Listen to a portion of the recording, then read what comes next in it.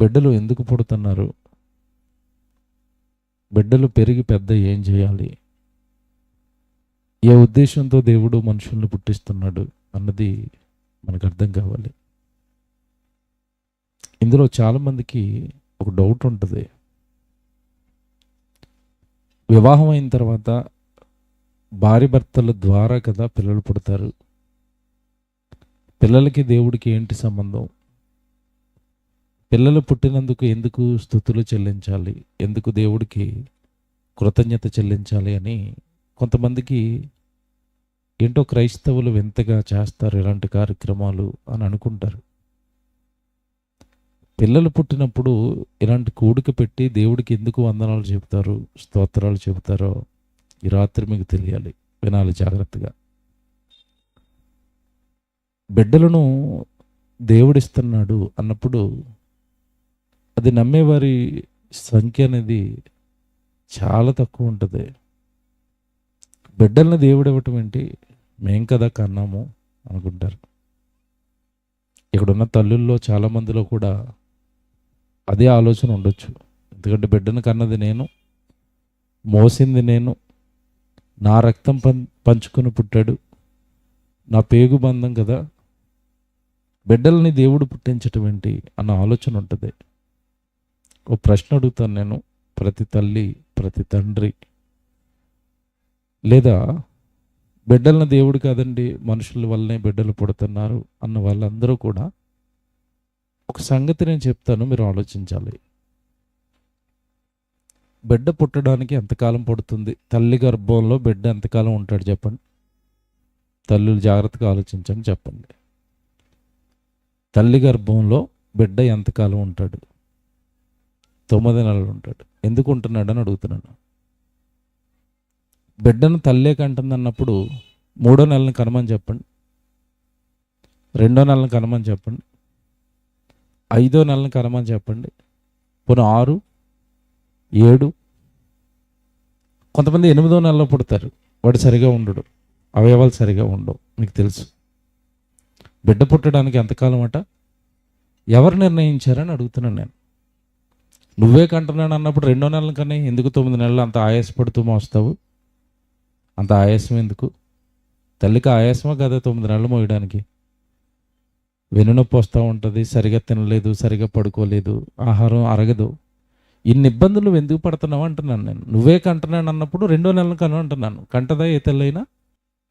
నేను ఇల్లు కడతాను అన్నప్పుడు బాగా వినండి. నేను ఇల్లు కడతాను అన్నప్పుడు అతని దగ్గర డబ్బులు ఉన్నాయనుకోండి, 3 నెలల్లో కట్టేస్తాడు. డబ్బులు లేకపోతే నెమ్మదిగా కొంచెం కొంచెంగా 6 నెలలు కట్టుకుంటాడు. కొంతమంది ఇల్లు సంవత్సరం కూడా కట్టుకుంటారా? అంటే వీడు ఇల్లు కట్టడం అనేది డబ్బులు ఉంటే ఒకలాగా, డబ్బులు లేకపోతే కొంచెం ఆలస్యం అవుతుంది. అందరూ ఇల్లు ఒకేలా కట్టేస్తారా? ఒకేసారి కట్టేస్తారా? కట్టరు. నేను ఎందుకు చెప్పాను ఈ ఉదాహరణ అంటే, బిడ్డల్ని మేము కంటున్నాం అన్నప్పుడు 9 నెలలు ఆయాసపడటం ఎందుకంటున్నాను నేను. 3వ నెలలను కనేసాయి, 2వ నెలలను కనేసాయి, నెలకు కనేసైపోయి మేము చూస్తాం బిడ్డ ఎలాగ ఉంటుంది, ఎంత అందంగా కనేస్తావో. ఇక్కడ విషయం ఏంటంటే సమాజం మర్చిపోయింది, వాళ్ళ చేతుల్లో లేనివి, వాళ్ళ వల్ల జరగనివి కూడా వాళ్ళవి అని చెప్పుకుని ఆ పని చేస్తున్న దేవుడికి మహిమ రాకుండా అడ్డుకున్నారు మనుషులు. మళ్ళీ చెప్తాను, జాగ్రత్తగా వినండి. వాళ్ళ వల్ల కానివి కూడా వాళ్ళే చేస్తున్నారు అని చెప్పుకుంటున్నారు మనుషులు. బిడ్డలు మనం ఏమి కనవండి, ఎందుకంటే తల్లి గర్భంలోకి బిడ్డ ఎప్పుడు వస్తాడో ఎవరికి తెలియదు. తెలుసంటారా? నెల తప్పిన తర్వాత దేవుడి ఏమండి డాక్టర్ గారి దగ్గరికి వెళ్తే ఆయన చెప్తాడు, నిజమేనండి మీ గర్భంలో బిడ్డ ఉన్నాడు, మీరు తల్లి కాబోతున్నారని ఆయన చెప్తాడు. ఆయన చెప్పేంత వరకు తల్లికి కన్ఫర్మేషన్ లేదు, తెలీదు. అంటే తల్లి గర్భంలోకి బిడ్డ ఎప్పుడు వస్తాడో తెలీదు. ఆ బిడ్డ ప్రతిరోజు అవయవాలు అనేవి ఎలా నిర్మించబడుతున్నాయో తెలీదు.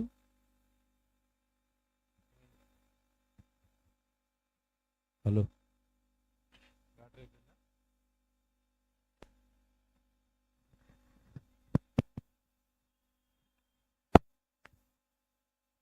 బాగా ఆలోచించండి నేను చెప్పేవి.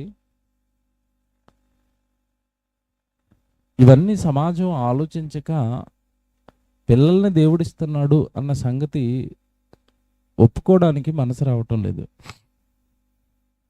ఒప్పుకోలేకపోతున్నారు. 9 నెలలు తల్లి గర్భంలో బిడ్డ ఎందుకుంటాడు అన్నప్పుడు దినదినము అవయవాలన్నీ ఏమవ్వాలి, తయారవ్వాలి. ఎవరు చేస్తారు అవయవాలు అన్నప్పుడు? బైబిల్లో ఒక వచనం మీకు చూపిస్తాను. యోబు గ్రంథం 10వ అధ్యాయం 8వ వచనం ఒకసారి బైబిల్ తెరచి చదువుతారు. బైబిల్ తేనివారు మరి చాలా జాగ్రత్తగా ఈ మాటలు వినాలి. యోబు గ్రంథం 10వ అధ్యాయం 8వ వచనం, నీ హస్తములు నాకు అవయవ నిర్మాణము చేసి నన్ను రూపించియున్నను అనున్న. చూడండి ఆ పదాలు, చూడండి ఆ మాటలు చూడండి.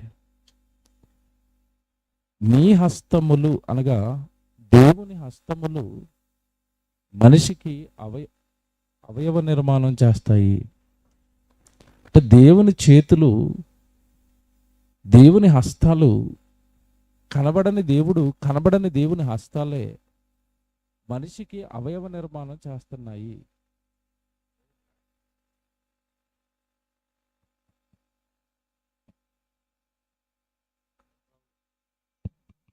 హలో,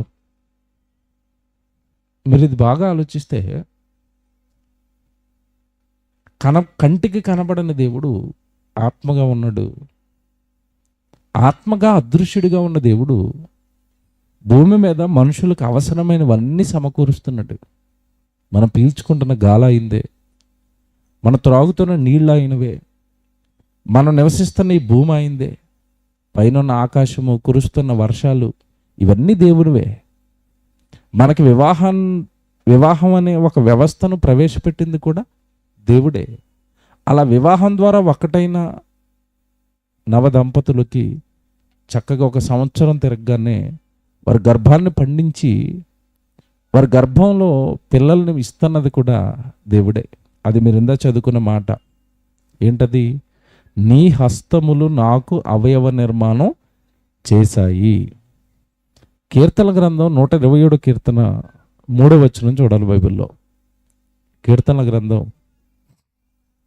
127 కీర్తన 3వ వచనం, కుమారులు యెహోవా అనుగ్రహించు స్వాస్యము గర్భఫలము అన్నాడు. చూడండి, ఏ ఫలమట? గర్భఫలం. ఫలాలు చాలా రకాలుగా ఉంటాయి. భూఫలం అంటారు, అంటే భూమి ఫలించింది అని అర్థం, పంట పండింది అని అర్థం.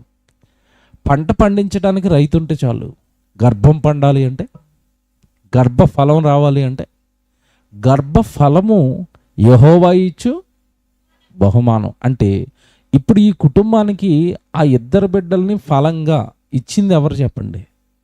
దేవుడు. ఒకప్పుడు మీ అమ్మ నాన్నలకి మిమ్మల్ని ఫలాలుగా, గర్భఫలాలుగా మిమ్మల్ని ఇచ్చింది ఎవరు? వాళ్ళకి దేవుడే. గర్భఫలము దేవుడు ఇచ్చు. ఎంత బాగుంది! అంటే పిల్లలు దేవుడిస్తున్నాడట, పిల్లలని దేవుడిస్తున్నాడట, పిల్లలని దేవుడు మన గర్భంలో పెడుతున్నాడట. పిల్లల్ని దేవుడు మన గర్భంలో పెట్టి 9 నెలలు టైం తీసుకుని కన్ను, కాళ్ళు, ముక్కు, నోరు, మనకి కావలసిన అవయవాలు, చేతులు, కాళ్ళు, వేళ్ళు, అన్నీ లోపల ఉన్న గుండె, ఊపిరితిత్తులు, జీర్ణాశయం, పేగులు, ఇవన్నీ కూడానండి దేవుడు తయారు చేస్తున్నాడు. ఓకేనా? ఇవన్నీ దేవుడు పెడతాడు. మీకు సింపుల్గా శరీరంలో ఉన్న అవయవాలన్నీ దేవుడే చేస్తాడు అనడానికి మీకు ఈజీగా అర్థమైపోవడానికి ఒక సింపుల్ ఉదాహరణ చెప్తాను. మనిషికి అప్పుడప్పుడు అవయవాలు అవసరం పడతాయా? తాగేసి కిడ్నీలు పోగొట్టుకున్నాడు అనుకోండి, అప్పుడు డాక్టర్ ఏమంటాడు? ఏమంటే మీ కిడ్నీలు పోయినాయండి, కిడ్నీ మార్చాలి అంటాడు.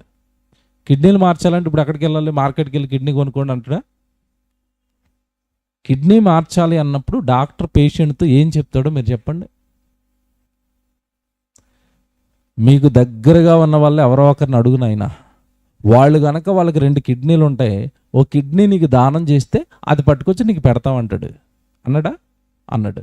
ఇంట్లో డోర్ పోయిందనుకోండి, మార్కెట్కి వెళ్ళి కొనుక్కు తెచ్చుకొని డోర్ పెట్టేసుకోవచ్చా? పెట్టేసుకోవచ్చు. లైట్ పోతే లైట్ పెట్టేసుకోవచ్చా? పెట్టేసుకోవచ్చు. ఫ్రిడ్జ్ పోయింది అనుకోండి, కొత్త ఫ్రిడ్జ్ తెచ్చుకోవచ్చా? తెచ్చుకోవచ్చు. ఇప్పుడు కిడ్నీ పోయింది, కిడ్నీ తెచ్చుకోవచ్చా? ఎందుకు తెచ్చుకోవాలని చెప్పాలా? ఆలోచించండి. ఇప్పుడు దొరుకుతాడు మీకు దేవుడు. ఎందుకు కిడ్నీ తెచ్చుకోలేవు? కిడ్నీలు మనుషులు తయారు చేయలేరు. ఎందుకు? గర్భఫలము యెహోవా ఇచ్చు.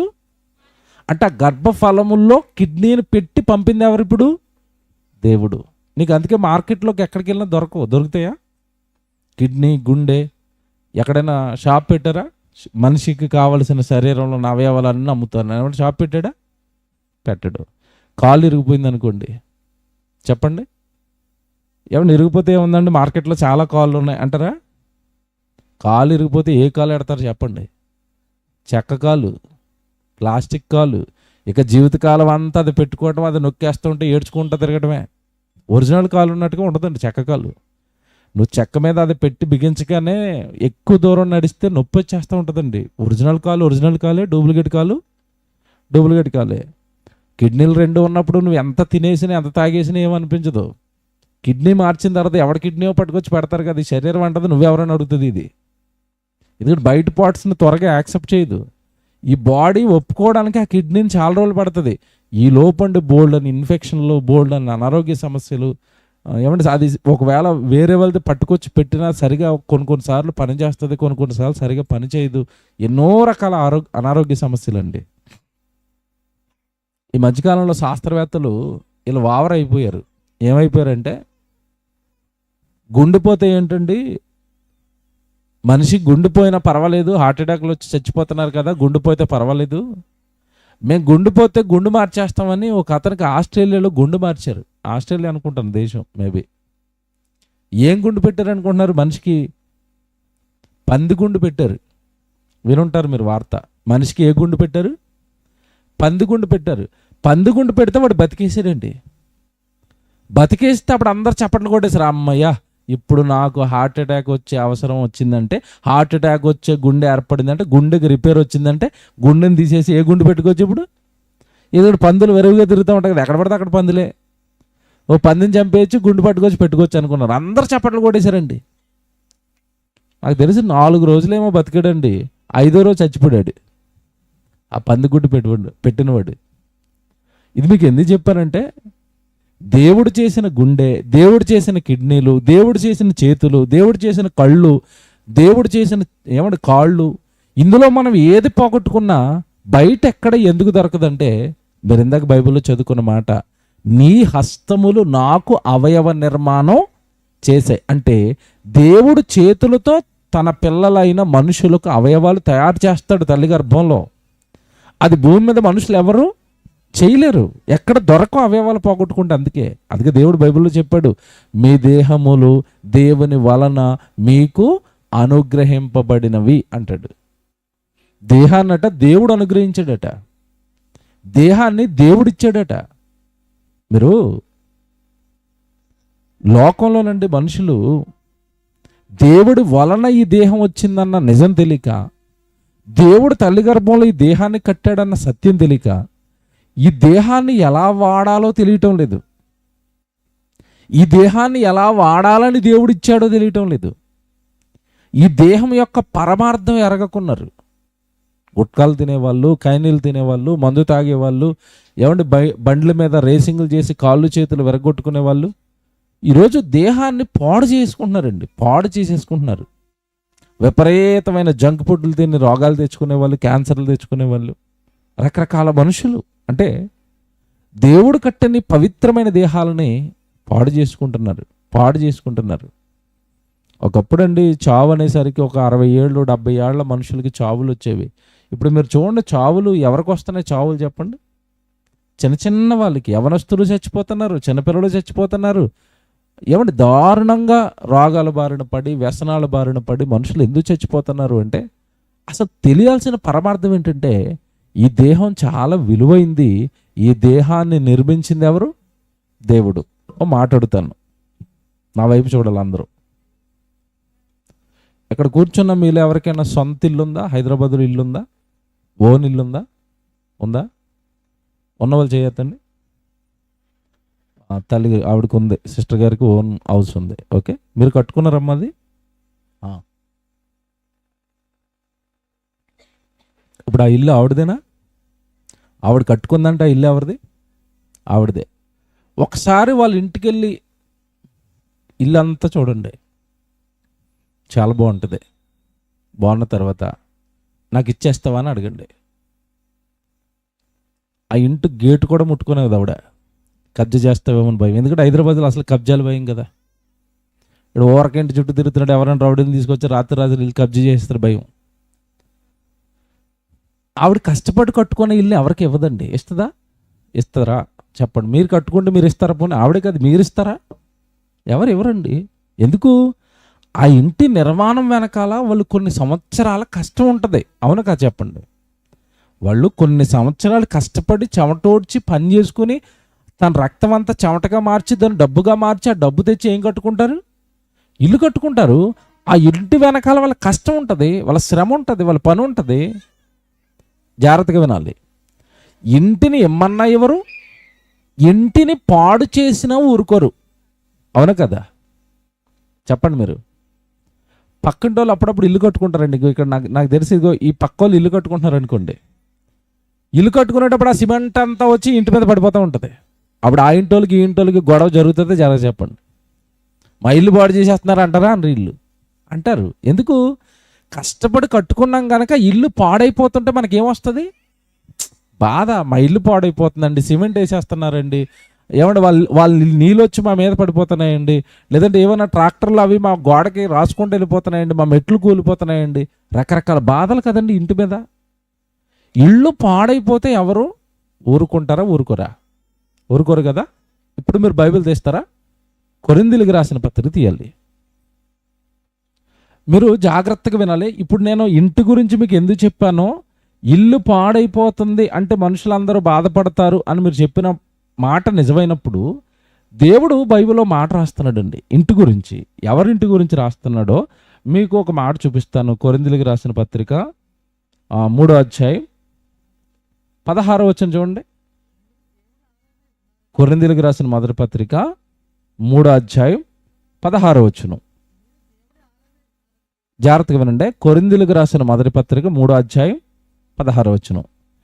మీరు దేవుని ఆలయమై ఉన్నారు. ఉందా బైబిల్లోనమ్మా? ఎంతమంది బైబిల్లో ఉంది చెప్పండి? అందరి బైబిల్లో ఉందా? నా బైబిల్లో ఉందా? అందరి బైబిల్లో ఉందా?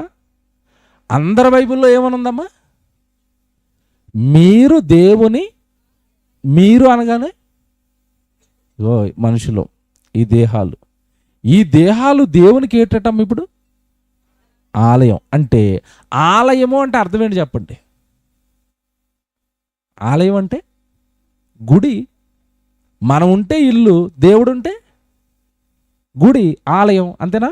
మనం ఉండేదాన్ని ఇల్లు అంటారు, దేవుడిని పెడితే ఆలయం అంటారు, గుడి అంటారు, మందిరం అంటారు కదా. ఇప్పుడు దేవుడు దేన్ని గుడి అంటున్నాడు?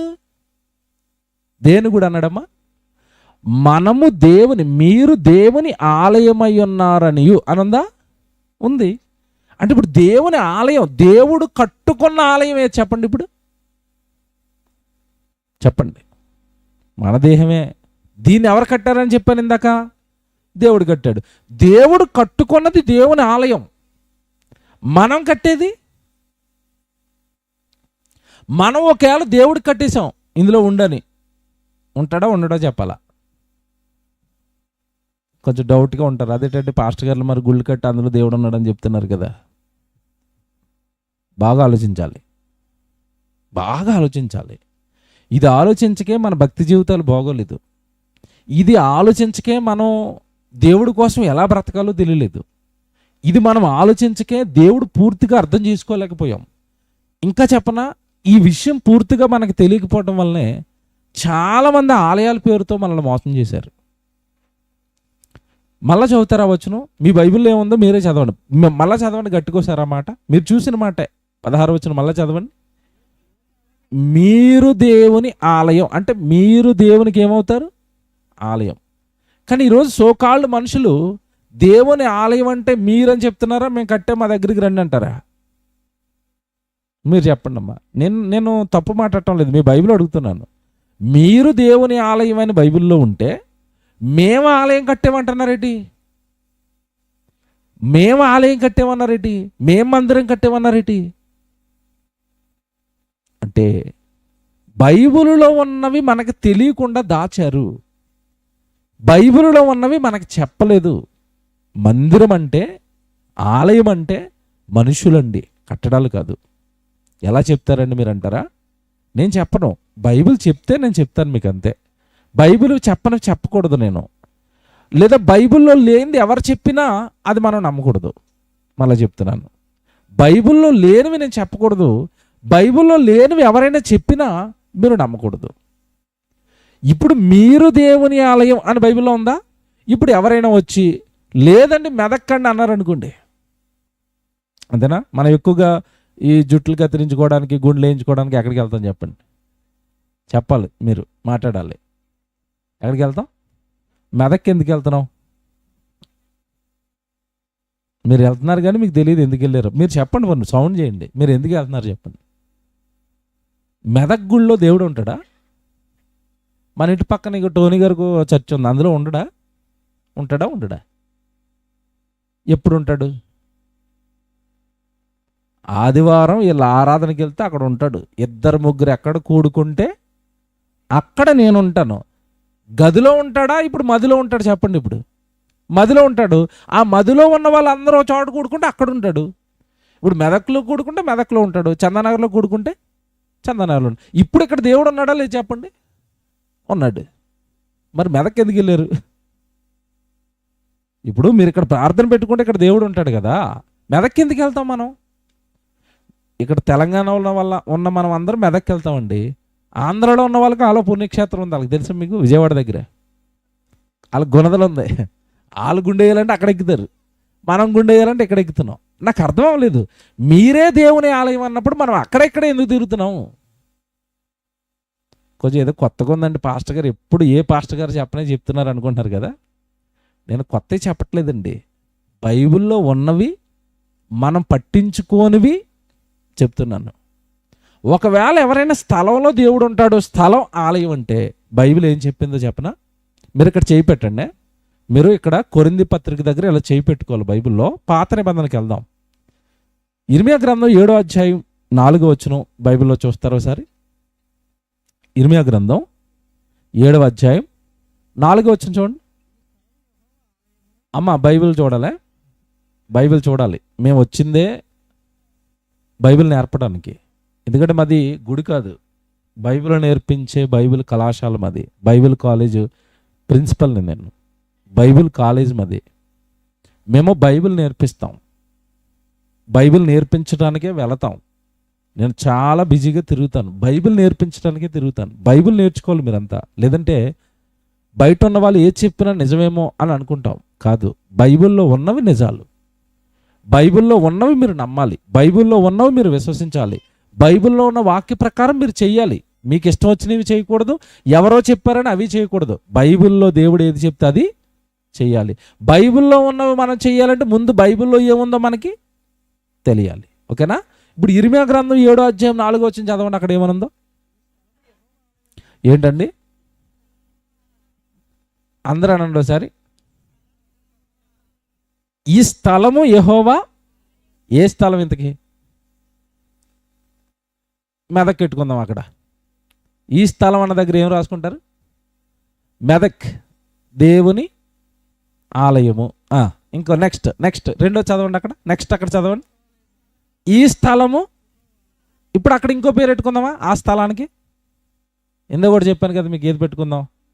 గుణదలు పెట్టుకుందామా? రైట్. ముందేం పెట్టుకున్నాం? మెదక్ దేవుని ఆలయము. నెక్స్ట్ గుణదల దేవుని ఆలయము. నెక్స్ట్ ఇంకోటి ఉంది, అయిపోలేదు, 3 సార్లు ఉంటుంది అక్కడ. ఈ స్థలము. ఇంకోటి మిగిలిపోయింది, ఏం పెడదాం? మీరు చెప్పండి, మీకు తెలిసినవి చెప్పండి. ఇంకోటి ఏదో పెడదాం, పుణ్యక్షేత్రం. యెరూషలేం పెడదామా? బయట అక్కడ వెనకాల నుంచి ఎవరు యెరూషలేం అన్నారు, యెరూషలేం పెడదామండి, బాగుంది. ఫస్ట్ ఏం పెట్టాం అక్కడ? మెదక్ దేవుని ఆలయము, గుణదల దేవుని ఆలయము, యెరూషలేము దేవుని ఆలయము అని మీరు చెప్పుచున్నారే, నాకు సంబంధం లేదన్నాడు దేవుడు. ఎవరు చెప్తున్నారట? మీరు అంటే మనుషులు చెప్పుకున్నారట, నేను చెప్పలేదు అన్నాడు. పెద్ద షాక్ ఇచ్చాడు దేవుడు. ఈ స్థలం దేవుని ఆలయము, ఈ స్థలము దేవుని ఆలయము, ఇక్కడే దేవుడు ఉన్నాడు, ఈ స్థలంలోనే దేవుడు ఉంటాడని మీరు చెప్పుచున్నారు. మీరు మీరు మీరు నాకు సంబంధం లేదు, నేను చెప్పలేదు, మీ బోధకులు చెప్పేశారు మీకు అలాగా. రైట్, ఇంకా చూద్దామా. మీరు చెప్పుచున్నారే ఈ మోసకరమైన మాటలను. ఏం చెప్పాడండి దేవుడు? స్థలము దేవుని ఆలయం అంటే అది ఏ మాటట? మీరనండి అమ్మోసారి. మీరంటే నాకు చెవులకి చాలా హాయిగా ఉంటుంది. ఇది ఏ మాటమ్మా? మోసం చేశారట. ఈ స్థలంలో దేవుడు ఆలయం, ఈ స్థలం దేవుడికి ఆలయం అని చెప్పి మనల్ని ఏం చేశారట? మోసం చేశారట. మరి నిజమేంటి ప్రభా అని ఇందాక చెప్పేశాడు ఆయన. నిజమేంటి? స్థలము దేవుని ఆలయము కాదు, మీరు దేవునికి. ఇది విషయం, ఇది విషయం. అంటే ఇప్పుడు స్థలంలో ఉండడు దేవుడు. ఎక్కడుంటాడు? ఎక్కడుంటాడు? మనలో ఉంటాడు. మీరు దేవునికి ఆలయం. ఇప్పుడు దేవుని ఆలయాన్ని ఎవరు కట్టుకున్నారు? మనం కట్టలేదు. ఎవరు కట్టుకున్నారు? తల్లి గర్భంలో దేవుడే కట్టుకున్నాడు. దేవుడే కట్టుకున్నాడు, దేవుడే ఉంటాడు. అంతేనా? కేసీఆర్ గారు ఇల్లు కట్టారు, డబుల్ బెడ్రూమ్ ఇల్లు, కొంతమందికి ఇచ్చాడు. ఇవ్వక మునుపు మాకు ఇల్లు వస్తుంది అన్నారు. అక్కడికి వెళ్ళిన తర్వాత అంటున్నాడు చెన్నై కట్టాడండి, రూములు బాగానే అంటుంది ఆవిడ. నిజమా కాదు చెప్పండి? కేసీఆర్ గారు కట్టింది ఈవిడికి నచ్చలేదు. ఎందుకు నచ్చలేదు? చెన్నై కట్టాడట. అదే నువ్వు కట్టుకోమంటే చెప్పండి. మీరు కట్టుకోండి అంటే డబ్బులు ఇచ్చేస్తే పెద్ద పెద్దవి మంచం పట్టాలి, బీరువా పట్టాలి, పక్కనే డ్రెస్సింగ్ టేబుల్ ఉండాలా, అదిరిపోద్ది రూము. నీళ్ళు నీకు ఇష్టానుసారంగా కట్టుకుంటావు. నువ్వు వాటుండిపోయే మందిరాన్ని, ఒక చోటుండిపోయే గుడిని, ఒక చోటుండిపోయే ఆలయాన్ని కట్టుకోను నేను. నాకు తిరిగే ఆలయం కావాలా? నా ఆలయం ఏం చేయాలి? తిరుగుతూ ఉండాలి. మనం కట్టింది తిరుగుతుందా? ఎక్కడ కడితే అక్కడ అలాగే ఉంటుందా? చందానగర్లో గుడి కట్టానండి. ఇప్పుడు చందానగర్ కుక్కడపల్లి మియాపూర్ తిరుగుతుందా నేను కట్టిన షెడ్డు? తిరగదు. దేవుడు కట్టుకున్నది తిరుగుతుంది. నేను తిరుగుతున్నాను. మీరు సర్వలోకానికి వెళ్ళి సర్వ సృష్టికి సువార్తను అంటే నేను మీలో ఉండి మీరు సువార్తకు తిరుగుతుంటే నేను చూడాలనుకుంటున్నాను. నేను మీలో ఉంటాను, నేను మీలో ఉంటాను. నన్ను గుళ్ళో పెట్టకండి అన్నాడు దేవుడు. దేవుడు అన్నాడండి. అపోస్తలుల కార్యాలు నేను అంటాం లేదు సుమా, బైబిల్ చూపిస్తాను నేను ప్రతిదానికి. అపోస్తలుల కార్యాలు 7వ అధ్యాయం 47. అపోస్తలుల కార్యాలు 7వ అధ్యాయం 47. అయితే సొలొమోను ఇక్కడికి ఎందుకు తీసుకొచ్చానో మీకు తెలుస్తుంది. మందిరంలో దేవుడు అంటున్నారు ఏంటండి, మరి సొలొమోను కట్టలేదా మందిరం? అక్కడికే తీసుకెళ్తారు మనల్ని. అందుకని మిమ్మల్ని తీసుకొచ్చాను ముందు, అంతే కదండి. మందిరంలో దేవుడు ఉండడం అంటున్నారు ఏంటండి. సొలొమోను దేవుడికి ఏం కట్టాడు? మందిరం కట్టాడు. ఇంతగా ఆ మందిరంలో దేవుడు ఉన్నాడా? ఏమంటున్నాడో చూడాలి మీరు. అక్కడ బైబిల్ చూసుకోండి. నా మాటలొద్దు, నా మాటలు నమ్మకండి, మీరు బైబిల్ నమ్మండి. సొలొమోను దేవుని కొరకు మందిరము కట్టెను, అయినను ఆకాశము నా సింహాసనము, భూమి నా పాదపీఠము. మీరు నాకు ఎలాంటి మందిరం కడతారు? ఒకవేళ మందిరం కట్టాలనుకుంటే కొలతలు చెప్తున్నాను, సైజులు చెప్తున్నాను, కట్టండి అన్నాడు. ఏంటి కొలతలు? నేను కూర్చునే కుర్చీ ఆకాశం అంత ఉంటుంది, ఒక కాలు పెట్టుకుంటే భూమి నిండిపోద్ది. ఇప్పుడు కట్టండి మందిరం అన్నాడు. ఎక్కడ కడతాను చెప్పండి? ఆయన కాలే భూమి అంత ఉంటే దేవుణ్ణి పట్టేసేటంత, దేవుడిని పెట్టేసేటంత మందిరం మనం కట్టగలమండి? దేవుడు ఎంత ఉంటాడట? ఆకాశం నా సింహాసనం, భూమి నా పాదపీఠం అన్నప్పుడు దేవుడిని పట్టేసేంత మందిరం కట్టగలమా మన భూమి మీద? భూమి అనగానే మీరు ఏదో చందనారు అనుకుంటారేమో. మొత్తం ఈ దేశాలన్నీ కలిపితే భూమి, అందులో మనది ఎక్కడో చిన్న భారతదేశం, ఆ భారతదేశంలో మళ్ళీ తెలంగాణ రాష్ట్రం, ఆ తెలంగాణ రాష్ట్రంలో మళ్ళీ ఇది ఒక జిల్లా. ఇది మరి లింగంపల్లి చందనారు ఏ జిల్లా కిందకి వెళ్ళిపోయినాయో? శేర్లింగంపల్లి జిల్లా, సంగారెడ్డి జిల్లా, ఆ సంగారెడ్డి జిల్లా, ఆ సంగారెడ్డి జిల్లాలో మళ్ళీ మండలం శేర్లింగంపల్లి మండలం, ఆ మండలంలో మళ్ళీ ఊరు చందానగరం, ఆ చందానగర్లో చిన్న కాలనీ, అక్కడ 4 సెంట్లు కొని నేను దేవుడికి మందిరం కట్టాను అంటున్నాడు. దేటిది? ఆయనేమో మొత్తం ఒక కాలు ఎడితే నా భూమి నిండిపోయింది అన్నాడు. అంటే దేవుడికి మనిషి మందిరం కట్టగలడా? చెప్పండి, కట్టగలడా? కట్టలేడండి.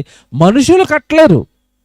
ఆయనకి ఇష్టమైతే ఆయన కట్టుకున్న మందిరాలైన ఈ మనుషుల్లోనికి ఆయన తన రూపాన్ని మార్చుకుని ఆత్మగా నీలో లోపల ఉంటాడు. నీలో ఉంటాడు తప్ప నువ్వు కట్టిన కట్టడాల్లో దేవుడు ఉండడు. నేను చెప్పడం లేదు, అక్కడ చదవండి, కింద చదవండి. అలాగా అయినను సొలొమోను దేవుని కొరకు మందిరము కట్టెను, ఆకాశము నా సింహాసనము, భూమి నాకు పాదపీఠము, మీరు నా కొరకు ఎలాంటి మందిరము కట్టుదురు, నా విశ్రాంతి స్థలం ఏది, ఇవన్నీ నా హస్తకృతములు కావా అని ప్రభు చెప్పుచున్నాడు అని ప్రవక్త పలికిన ప్రకారము సర్వోన్నతుడు దేవుడు హస్తకృతములైన ఆలయములలో నివసింపడు.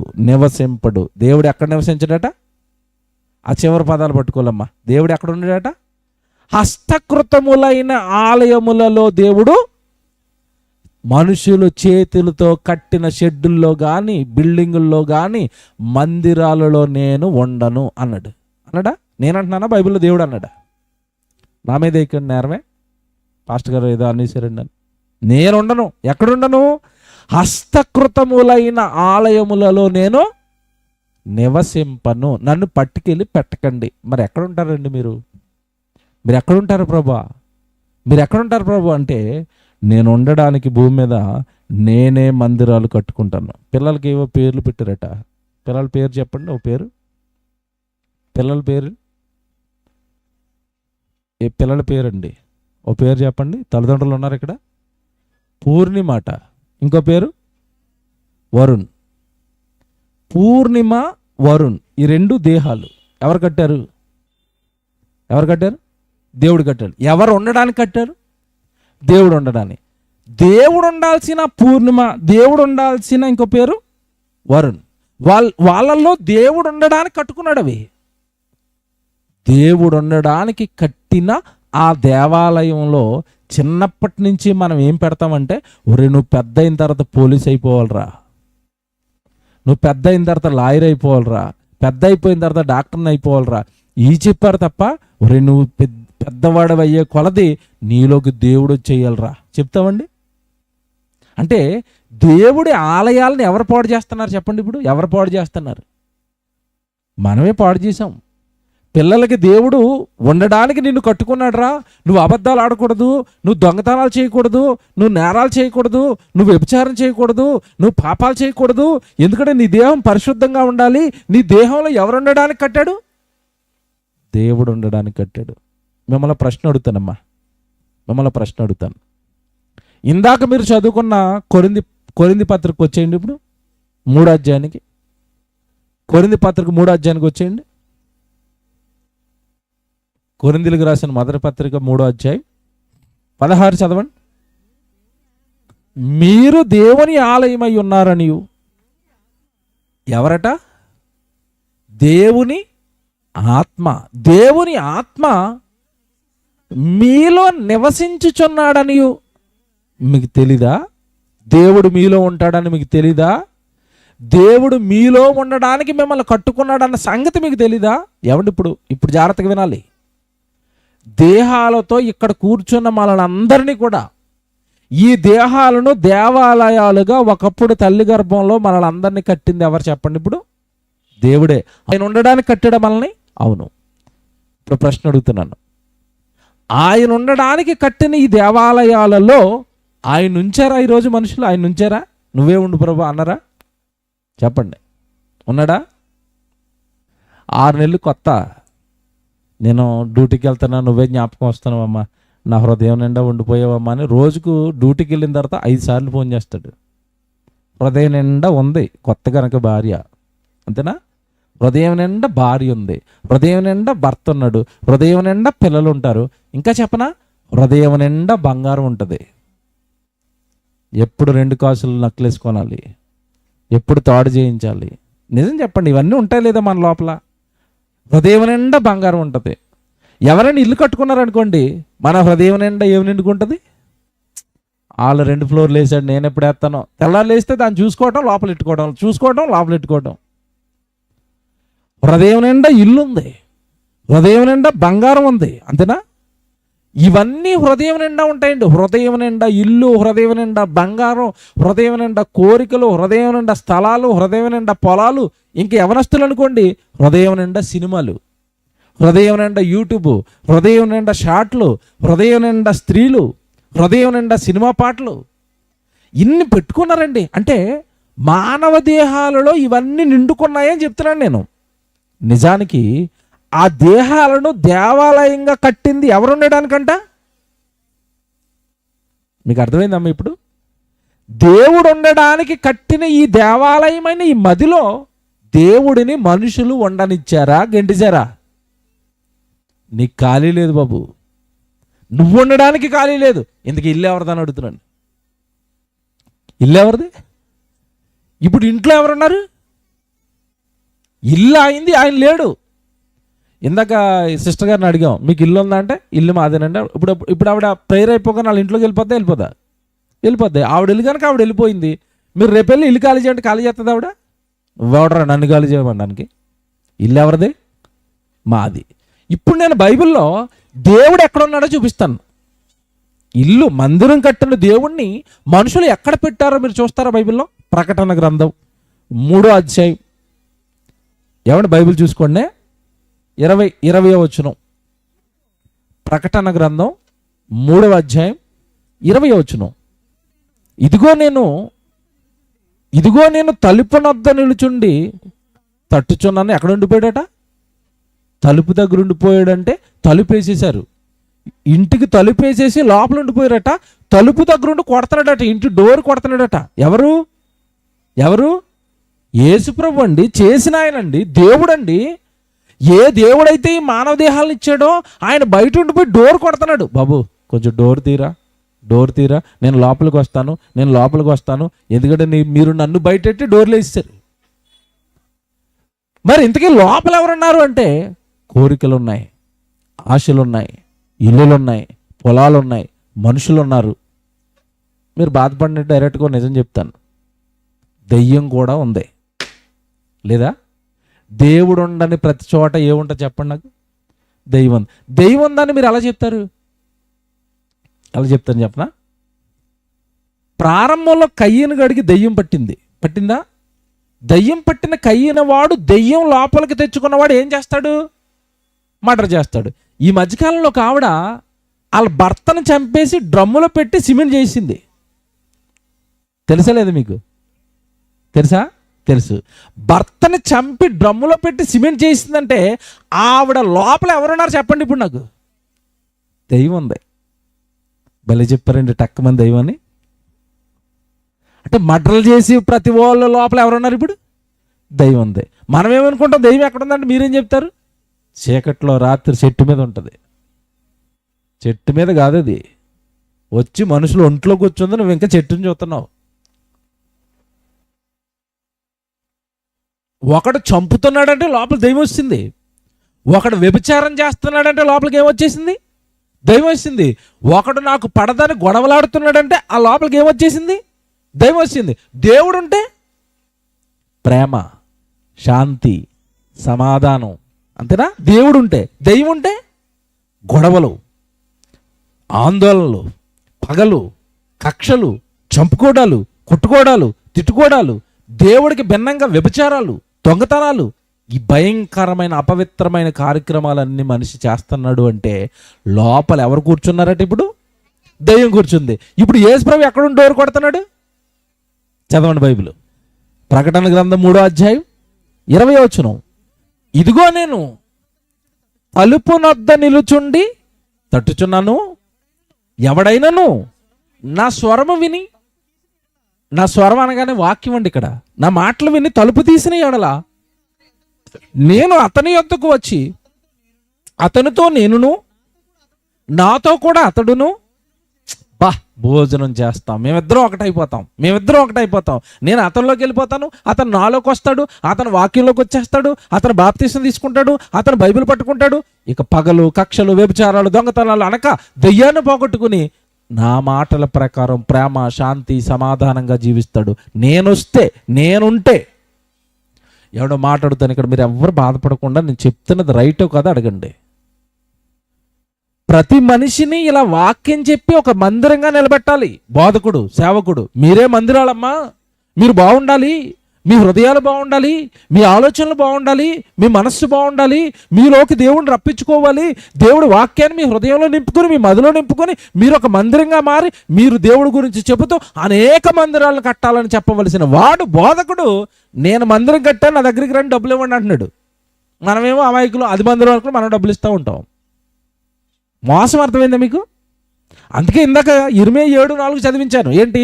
ఈ స్థలము యెహోవా ఆలయము, ఈ స్థలము యెహోవా ఆలయము, ఈ స్థలము యెహోవా ఆలయము. ఈ మోసకరమైన మాటలను మీరు ఆధారము చేసుకోకండి. మందిరాలు కట్టడాలు కదండి, మీరు బాగుండాలి, మీరు అబద్ధాలు ఆడకుండా, మీరు వ్యభిచారాలు చేయకుండా, మీరు దొంగతనాలు చేయకుండా పవిత్రంగా నేను దేవుడు నమ్ముకున్నానండి, దేవుడు నాలో ఉన్నాడండి, నేను ఏ చెడు పనులు చేయనండి.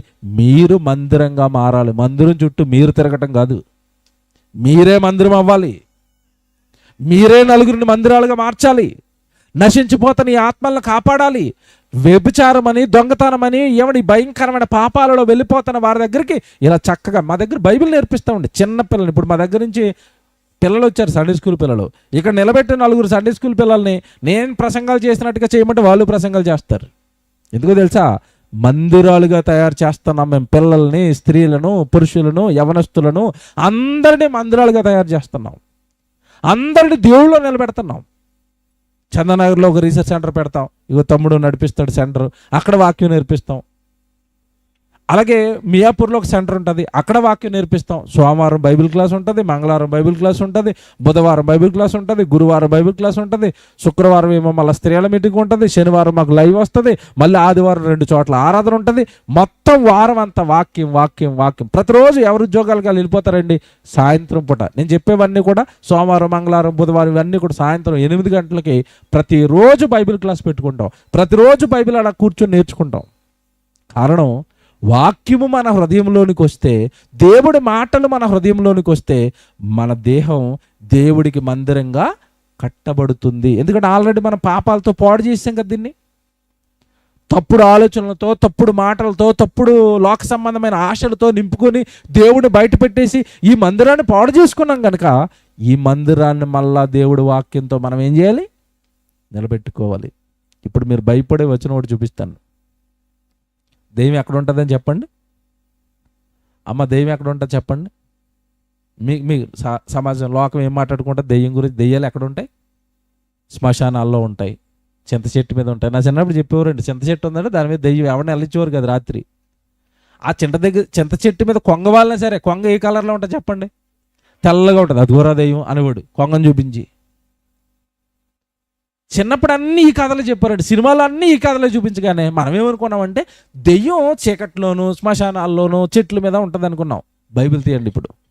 తెస్సలోనికీయులకు రాసిన 2వ పత్రిక 2వ అధ్యాయం 4వ వచనం చూడండి. బైబిల్లో చూడండి దేవుడు ఎంత బాగా చెప్తున్నాడు. తెస్సలోనికీయులకు రాసిన 2వ పత్రిక 2వ అధ్యాయం 4వ వచనం చూడండి. తెస్సలోనికీయులకు రాసిన 2వ పత్రిక 2వ అధ్యాయం 4వ వచనం. ఏది దేవుడు అనబడునో, దేన్ని పూజించాలో దానిని అంతటిని ఎదిరించుచు దానికి అంతటికి పైగా వాడు తన్ను తాను హెచ్చించుకొనుచు తాను దేవుడనని తన్ను కనబరుచుకొనుచు ఎక్కడ కూర్చున్నాడట? దేవుని ఆలయములలో కూర్చుండును కనుక. దెయ్యం వచ్చి ఎక్కడ కూర్చుందట అంటే చెప్పండి. దెయ్యం వచ్చి దేవుడు ఆలయంలో కూర్చుందంటే ఏది దేవుడు ఆలయం? ఇందా చెప్పాను కదా, ఒకడు నరహత్య చేస్తున్నాడంటే లోపల ఎవడు కూర్చున్నాడు? దెయ్యం కూర్చుంది. దొంగతనం చేసేవాడు లోపల దెయ్యం, చంపుతున్నవాడు లోపల దెయ్యం. కులమని, మతమని, నువ్వు వేరు నేను వేరని పగలు, కక్షలు, ఎవడు కొట్టుకోవడాలు, ఇలా విభేదాలతో రగిలిపోతున్నారు అంటే సమాజం. వీళ్ళందరూ లోపల ఎవరు కూర్చున్నారు? దెయ్యం కూర్చుంది. మీకు చెప్తాను ఇప్పుడు, మీరు నవ్వుకుంటారు. ఇప్పుడు దెయ్యం ఎక్కడ కూర్చుందమ్మా? ఈ వచనం ప్రకారం దెయ్యం ఎక్కడ కూర్చుంది? మనిషిలో కూర్చుంది. మనిషిలో కూర్చుని దేవుడి మందిరాన్ని అది కబ్జా చేసేసి అది వాడేసుకుంటూ మనిషికి ఏం చెప్పిందో తెలుసా? మందిరం అదిగో దూరంగా ఉంది, రేక్ షెడ్డు, దానికి డోర్లు ఉంటాయి, అది దేవుడి మందిరం. నువ్వు అప్పుడప్పుడు వెళ్ళి అక్కడ ఓన్లీ ఆదివారమే, మిగతా రోజులు వెళ్ళేవంటూ ఊరుకోను, వెళ్ళనివ్వదు ఇది, ఎందుకంటే లోపల కూర్చుంది కదా. ఆదివారం అయినా వెళ్ళకపోతే బాగుండదని నేను వెళ్ళనిచ్చి, ఒకవేళ నువ్వు అక్కడికి వెళ్ళినా సరిగా వాక్యం వినకుండా కరెక్ట్గా ఆదివారం ప్రసంగం అయ్యగారు స్టార్ట్ చేసే టైంకి వీళ్ళు నిద్రలోకి వెళ్ళిపోతారండి. ఎవరు నిద్రపుచ్చుతున్నారు చెప్పండి దేవుడి సన్నిధిలో? పడుకో, గుడికి వెళ్ళి పడుకో, హాయిగా బయటకు వచ్చి అబద్ధాలు ఆడు, దొంగతనాలు చేయి, మోసాలు చేయి, బైబిల్ చదవకు, ప్రార్థనలు చేయకు, ఆడితో గొడవలాడు, వీడితో ఫైటింగ్లాడు, ఆడు ఇల్లు కట్టుకున్నాడు చూడు, వీడు పొలం కొనుక్కున్నాడు చూడు, అంత దేవుడి మందిరాన్ని అంత ఇలా పాపపు కార్యక్రమాలతో లోకపు ఆశలతో ఉంచేసి 60-70 ఏళ్ళు వచ్చి చచ్చిపోయిన తర్వాత మనిషిని ఎక్కడికి పంపిస్తుంది దెయ్యం? నరకానికి పంపిస్తుంది. మీకు అర్థమైంది? ఇప్పుడు పాయింట్ చెప్పాను, మీరు అర్థమైతే మీరు అదృష్టవంతులు. దెయ్యం దేవుడు ఆలయం దేహంలో కూర్చుని ఎక్కడో దేవాలయం ఉందని చెప్పి నిన్ను దేవుడి కొరకు బ్రతకనివ్వకుండా చేసింది. నిన్ను లోకం కోసం బ్రతకమంటుంది. తినడానికే పుట్టావు, త్రాగడానికే పుట్టావు, సంపాదించుకోవడానికే పుట్టావు అంటుంది. కానీ నువ్వు పుట్టింది దేవుడి కోసం, నువ్వు బ్రతకాల్సింది దేవుడి కోసం, నువ్వు పని చేయాల్సింది దేవుడి కోసం. దేవుడి కోసం బ్రతకనివ్వదు, దేవుడి వాక్యం చదవనివ్వదు, నీ పిల్లల్ని దేవుడి కోసం పెంచనివ్వదు. ఈరోజు ఎంతమంది అండి మా పిల్లల్ని దేవుడి కోసం పెంచాలి, మా పిల్లలు దేవుడు పనికి ఉపయోగపడాలి, దైవజనులుగా నా పిల్లలు మారాలి అని ఎంతమంది ఈరోజు ఆలోచిస్తారు చెప్పండి? ఎంతమంది ఆలోచిస్తారు? చివరిగా మాట చెప్పి ముగించేస్తాను. యెషయా గ్రంథం 5వ అధ్యాయం 11వ వచనం చూసుకోండి బైబిల్లో. యెషయా గ్రంథం 5వ అధ్యాయం 11వ వచనం. మద్యము త్రాగుదామని మనిషి ఏం తాగడానికి లేస్తున్నాడట? మద్యం తాగాలి. ఎప్పుడు లేచిపోతాడట? తెల్లవారుజామున మద్యం తాగడానికి లేచిపోతాడట. మద్యము త్రాగుదామని వేకువజామునే లేచి ద్రాక్షారసము తమకు మంట పుట్టించు వరకు చాలా రాత్రి వరకు పానము చేయు వారికి శ్రమ. ఇప్పుడు ఫస్ట్ అంతా ఏం చేశారట? ద్రాక్షరసం తాగాలి, మద్యం తాగాలి, అయిపోయింది. మందు తాగిన వెంటనే నెక్స్ట్ స్టెప్ ఏంటట? వారు సితారా, స్వరమండల, తంబూర, సన్నాయిలు అంటే అర్థం చేసుకోండి, ఆ భాష మీకు అర్థం కాదు. స్వరమండలం, తంబూర, సన్నాయి అంటే ఒకప్పుడు ఇన్స్ట్రుమెంట్లు అవి పాతకాలంలో. ఇప్పుడు మీకు చెప్పాలంటే మ్యూజికల్ నైట్ అనమాట. విందు జరిగిందంటే పక్కన ఏముండాలా? చిందు.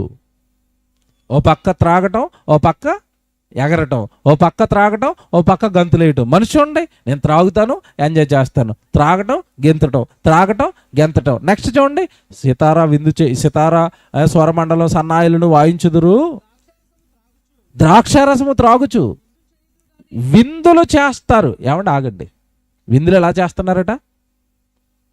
నిజంగా ఏదో కొంచెం దేవుడు భయం ఉండటం వల్ల అండి ఈరోజు పాపం ఈ సునులు గారి కుటుంబం దేవుడిని తీసుకొచ్చి చక్కగా దేవుడు పాస్టర్ గారిని తీసుకొచ్చి ప్రార్థన పెట్టారు కానండి. ఇదే బర్త్డే మరొకరు కుటుంబంలో అయితే ఈ టైంకి ఎలాగుంటుందో చెప్పాలి. ఆ ఇంటి దగ్గర ఎలాగుంటుంది? డీజే బాక్సులు, ఇటు పక్క ఏమో బాటిల్ మూతలలో టక్ టక్ మన లేస్తూ ఉంటాయి. ఓ పక్కనే ఓ పక్క డీజే, ఓ పక్క బిర్యానీ, ఓ పక్క స్త్రీలు హడావుడి, మంచి చీరలు కట్టుకొచ్చి దగ మెరిసిపోయి నగలు వేసుకొచ్చి, అక్క ఈ నగ ఎక్కడ కొన్నావు, చెల్లి చీర ఎక్కడ కొన్నావు, వీళ్ళు దందాపని వీళ్ళది. వాళ్ళేమో టక్ మన అక్కడ మూతలు లేపుతూ ఉంటారు, ఎగిరివాడు ఎగురుతూ ఉంటాడు, డాన్స్ చేసేవాడు డాన్స్ చేస్తూ ఉంటాడు. అసలు ఎలాగుంటుంది చెప్పండి విందు? ఎలాగుంది? అంగరంగ వైభవంగా విందు జరుగుతుందట. అంటే మనిషి ఏం చేస్తున్నాడంటే, ఒరే నువ్వు పుట్టావురా, తినాలి, త్రాగాలి, ఎంజాయ్ చేయాలి, అందుకే పుట్టావు నువ్వు. ఎందుకా మనిషి పుట్టింది? ఇప్పుడు అక్కడ చదవండి, విందు చేయుదురు, విందులు చేసుకుంటారు, ఏమంటే పార్టీలు చేసుకుంటారు, కానీ విందు చేయుదురు, కానీ ఏమంటే ఆ పదం అండర్లైన్ చేసుకోండి. యెహోవా పని యోచింపరు, దేవుడు పని చేయరు, దేవుడి కోసం మీటింగులు పెట్టరు, దేవుడి కోసం ఇలాంటి కార్యక్రమాలు పెట్టరు, సువార్త చేయరు, బైబిల్ చదువుకోరు, దేవుడు పని చేయరట. అంటే నువ్వు పుట్టింది దేనికోసం? ఇప్పుడు దేవుడు పని చేయడానికి, అంటే నీ దేహంలో దేవుడిని నింపుకొని సువార్త పని చేయడానికి పుట్టిన మనిషిని దెయ్యం లోకం కోసం నువ్వు లోకం కోసం పుట్టావురా, తిను, త్రాగు, జీవితాన్ని ఎంజాయ్ చెయ్యి, సంపాదించు, అనుభవించు, చచ్చిపోయి నరకానికి వెళ్ళిపో అని మనిషిని లోకపు ఆశలలో ముంచింది దెయ్యం. అందుకే రాశాడు దేవుడు బైబిల్ అక్కడ, యెహోవా పని అంటే ఏం చేయట్లేదట మనిషి? ఏ పని చేయట్లేదట? దేవుని పని చేయటం లేదట. ఒక్కసారి మా సంఘానికి ఒక్క ఆదివారం వచ్చి చూడండి, ఒక్క ఆదివారం వచ్చి సంఘానికి చూశారంటే సంఘంలో ఆరాధన జరిగిన తర్వాత ప్రకటనలు వస్తూ ఉంటాయి. ఏంటో తెలుసా? ఈ వారం పలానా చోట బైబిల్ క్లాస్ ఉంటుంది, పలానా చోట సెమినార్ ఉంటుంది, పలానా చోట సువార్తకి వెళ్తున్నాం, పలానా చోట సభకి వెళ్తున్నాం. ఏమన్నా ఎన్ని కార్యక్రమాలు మా సంఘం ద్వారా చేస్తాం తెలుసండి. రోజు యూట్యూబ్లో లైవ్ ఇస్తాం, పొద్దున్న షార్ట్ బిట్లు చేసి పెడతాం, పొద్దున్న ఒక వాక్యం ఇస్తాం విరివిగా. మా సంఘంలో ఉన్న వాళ్ళందరూ 300 వేసుకుంటారండి నెలకి. సంఘంలో ఉన్న పురుషులందరూ కూడా ఒక్కొక్కరు 300 దాచుకుంటారండి నెలకి. చర్చిలో కుర్రడు ఉంటాడు తమ్ముడు, ఆ తమ్ముడు దగ్గర దాస్తారు ఈ డబ్బులన్నీ. ఒక 20,000 30,000 అవగానే మేము ఈ నారాయణఖేడ్ కానీ బీదర్ కానీ చుట్టుపక్కల గ్రామాలకి సువార్తకి వెళ్ళిపోతాం ఆ డబ్బులు పట్టుకుని. 3 రోజులు 4 రోజులు ఆ డబ్బులన్నీ సువార్తకు వాడేసి 3 గ్రామాలకు 4 గ్రామాలకు సువార్త అందించి మళ్ళీ వస్తాం. ఇవన్నీ మీకు ఎందుకు చెప్తున్నానంటే, మనం పుట్టింది తినడానికి త్రాగడానికి కాదట. దేనికట? అక్కడ రాశాడు దేవుడు. దేనికట? యెహోవా పని యోచింపరు. నువ్వు పుట్టింది దేనికోసమట? ఏ పని కోసం? దేవుని పని చేయాలి. అప్పుడు నీ దేహం దేవుడికి ఆలయంగా మారుతుంది. దేవుడు పని చేస్తున్న వారి దేహాలే దేవునికి ఆలయాలు. నువ్వు అలా మార్చుకొని దేవుడు వాక్యం రాస్తే, నువ్వేటో ఒక మందిరాన్ని చూసుకోవటం, నేను ఆదివారం వెళ్ళి వస్తున్నాను ఆరాధన చేసుకుంటాను అయిపోయింది దేవుడికి అనుకుంటున్నాను. కాదండి. ఫిలిప్పీయులకు రాసిన పత్రిక 2వ అధ్యాయం 21 ముగించేస్తాను. ఈ వచనాలు మీకు తెలియాలి దేవుడి గురించి. ఫిలిప్పీయులకు రాసిన పత్రిక 2వ అధ్యాయం 21. అందరూ తమ సొంత కార్యములనే చూసుకొనుచున్నారు, కానీ యేసుక్రీస్తు కార్యములను ఎవరు పని చేయట్లేదటమ్మా? మనం సొంత పనులు చేసుకుంటున్నామట. ఉద్యోగాలకు వెళతాం, వ్యాపారాలకు వెళతాం, పిల్లల్ని స్కూల్కి పంపిస్తున్నాం, ఎవరిదో బర్త్డేలు అంటే వెళతాం, విందులు చేస్తాం, వినోదాలు చేస్తాం. దేవుడి పని మనం ఏం చేస్తున్నాం చెప్పండి? మీ బైబిల్లో ఉందా లేదా? అందరూ తమ సొంత కార్యములను చూచుకొనుచున్నారు, కానీ యేసుక్రీస్తు కార్యములను దేవుడు పని చేయటం లేదట. మీరు రండి మా దగ్గరికి, బోల్డంత దేవుడు పని.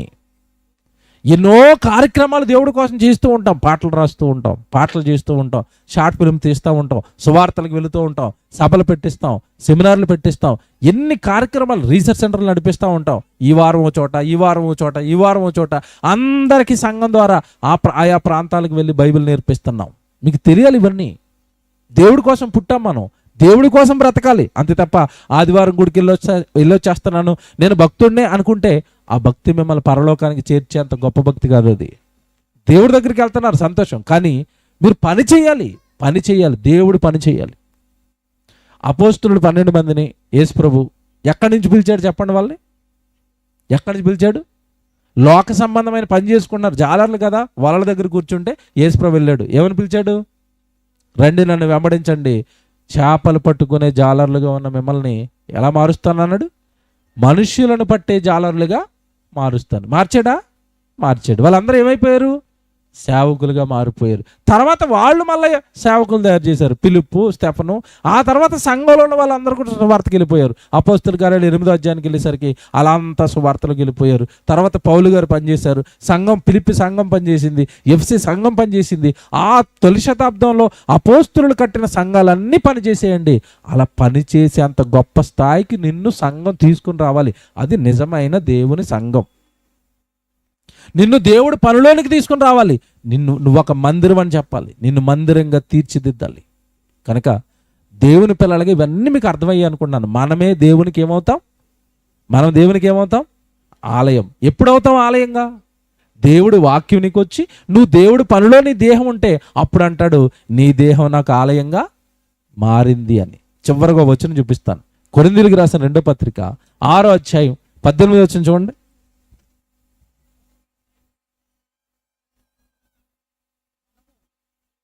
అందరు తీసుకోండి మీదే. కొరింథీయులకు రాసిన 2వ పత్రిక 6వ అధ్యాయం 18వ వచనం.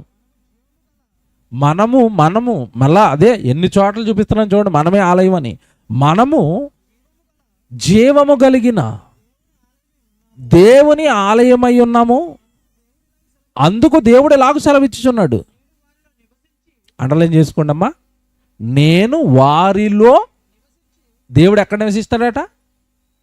ఎక్కడమ్మా? మందిరంలో అన్నాడా, మనలో అన్నాడా? మనలో నువ్వెక్కడికో ఎందుకు వెళ్తానో అది మందిరం ఇది మందిరం అనుకుని మనమే మందిరాలు. మనం అంతా సంఘంగా చెట్టు కింద కూడుకున్నా సరే దేవుడు అక్కడ ఉంటాడు. మనం ఒక రేక్ షెడ్ కింద కూడుకున్నా సరే అక్కడ దేవుడు ఉంటాడు. ఇదిగో ఇప్పుడు టెంట్ కింద కూడుకున్నాం, ఇప్పుడు ఇక్కడ ఎవరున్నారు? దేవుడు. ఎందుకంటే దేవుడు మనతో ఉంటాడు, మనతో ఉన్నాడు. మందిరాల్లోనో కట్టడాల్లోనో కాదు.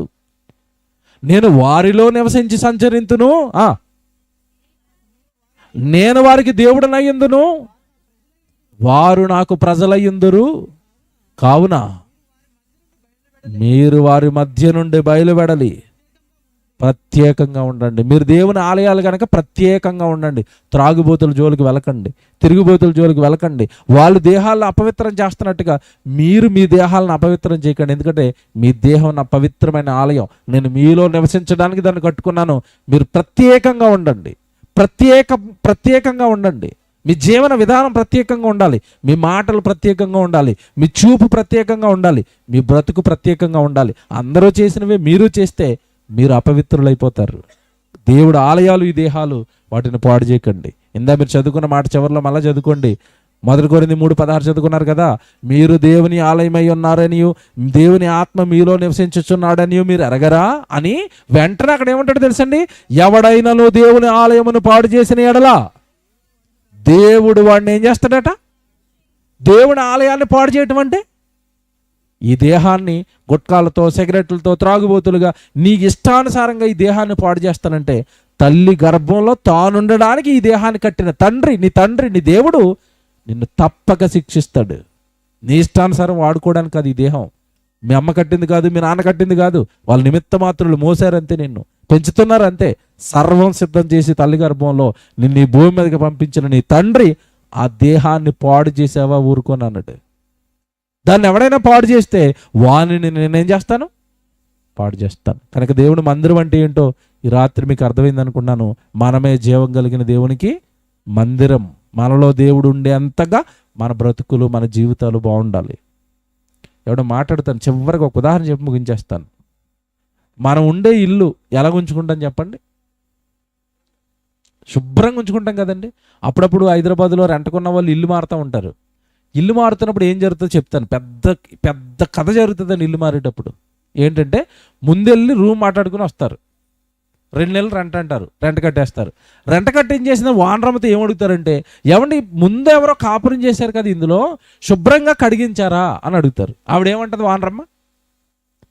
రెంట్కి ఇవ్వడానికి వాళ్ళు ఖాళీ చేసిన అన్ని శుభ్రంగా కడిగేసేవాడిని అంటది. డోర్లు దిగారు, అన్నీ శుభ్రంగానే ఉంటాయి. ఓసారి బాత్రూమ్ చూసుకుంటారు, అన్నీ చూసుకుంటారు. నేను మాట్లాడుతాను, వానరమ్మ గారు కడిగించేసింది కదా అని డైరెక్ట్ ఇల్లు ఓపెనింగ్ పెట్టేసుకుంటారా, సామాన్లు పెట్టుకుంటారా, మళ్ళీ మీరు కడుక్కుంటారా? ఎందుకు కడిగారు చెప్పాలి నాకు. చెప్పండి, ఎందుకు అడిగారు? మళ్ళా బాత్రూమ్ ఎందుకు అడిగారు? మళ్ళీ ఇల్లు ఎందుకు అడిగారు? నేను నివసించబోయే స్థలం ఎలా ఉండాలి? శుభ్రంగా ఉండాలి.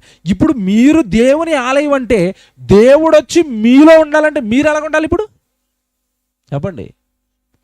పరిశుభ్రంగా ఉంటే సరిపోదు, ఆయనకి పరిశుద్ధంగా ఉండాలి. అర్థమైందా? పరిశుద్ధత. పరిశుద్ధులతోనే ఎవరుంటారు? దేవుడు ఉంటాడు. కనుక మనం పరిశుద్ధులుగా మారడానికి, దేవుడు మనలో నివసించేంత గొప్పగా మనం బ్రతకడానికి ప్రయత్నించాలి. అలా ప్రయత్నించాలి అని మీ అందరికీ ఈ కూడికను ఏర్పాటు చేసిన ఈ కుటుంబం ద్వారా వినిపిస్తున్నాను. ప్రార్థన చేసుకుందాం.